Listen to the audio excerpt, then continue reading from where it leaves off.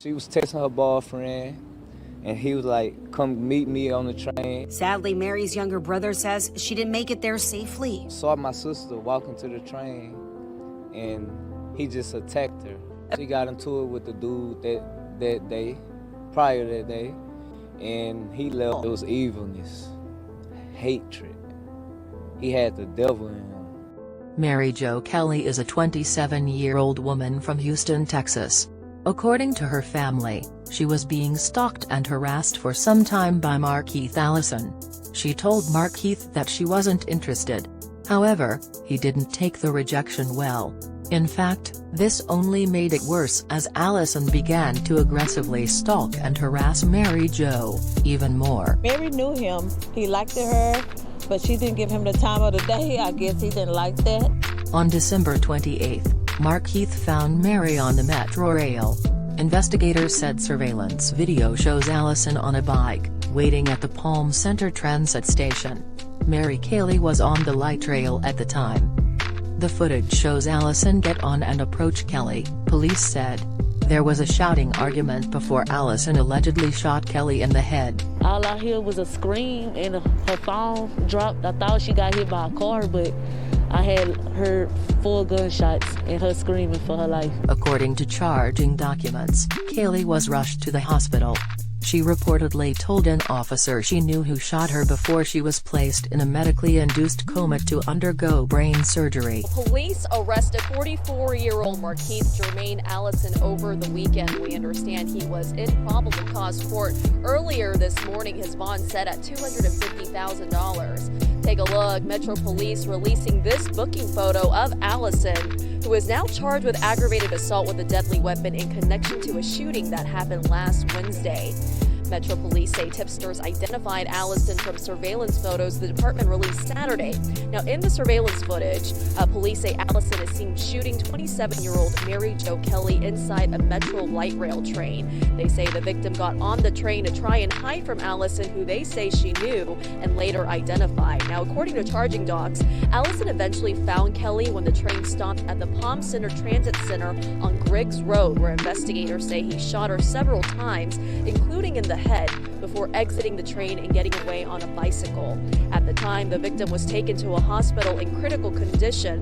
Charging docs say she was then placed in a medically induced coma and underwent brain surgery. Yeah, just such a horrific event. A judge set a $250,000 bond for Allison, who is accused of shooting Mary in the head on the Metro Rail. Kelly survived, and her family said she's fighting for her life at the hospital following brain surgery.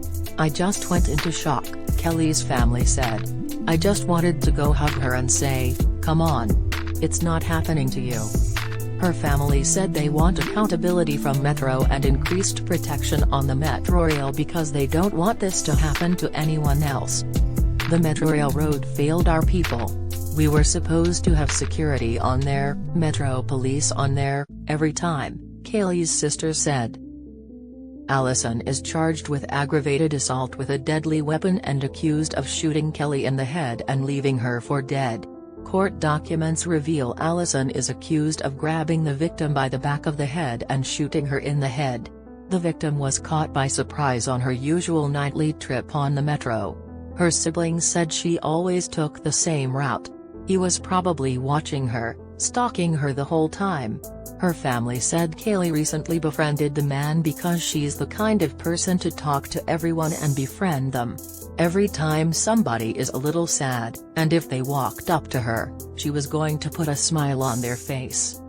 They say it's been very difficult seeing Mary like this at the hospital, fighting for her life. But say they're seeing progress. We heard her voice for the first time since the shooting. I said, hey Mary, we love you. We're still praying for you. You have support out here. And she kept saying, I'm scared. Kelly is unable to breathe on her own. Mary's family said they need prayers for her recovery. They also said they wouldn't stop until there's justice for what happened to their sister. As Mary continues at the hospital, her family says the bills are racking up. They have created a GoFundMe to help pay off the unexpected bills. The GoFundMe states, They say God gives his hardest battles to his strongest soldiers, but today, I don't know how strong I am or can be. My name is Della Marble, and on December 28, 2022 at approximately 8 p.m., my daughter, Mary Kelly, was shot 4 times at the Griggs Street Transit Center, 2 of which were in her head. Right now she is on life support. She will lose use of her left arm, learn how to walk again, and when they tried to take her off life support, she didn't do well. I'm really lost right now. I've also been struggling to keep up with my bills because I had to take off work. Her medical bills are already piling up and unfortunately she did not have any medical insurance.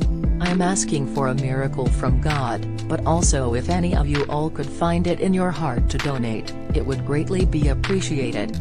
I don't know what I would do if I lose my child, but as a mother I have to exhaust all avenues to save her. God bless you all and please continue to pray for my daughter and our family during this difficult time. According to Mary's mother, Mashonda, Mary is home, which is wonderful news.